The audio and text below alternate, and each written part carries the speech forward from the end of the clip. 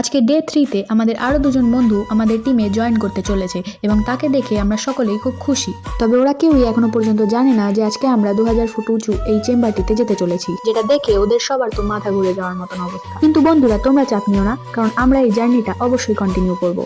জানি না আজকে আমাদের সাথে ঠিক কি হতে চলেছে, তবে চলো যাওয়া যাক আর জার্নিটা শুরু করা যাক।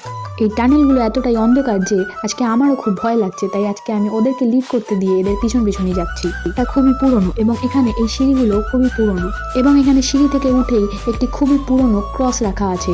আসলে বলা হয় যে পুরনো দিনে এখানে ভূতের বসবাস ছিল, এবং এই খাদানে যারা কাজ করতো সেই কর্মচারীরাও বলেছে যে তারা বহু ভূতুরে ঘটনার সম্মুখীন হয়েছে।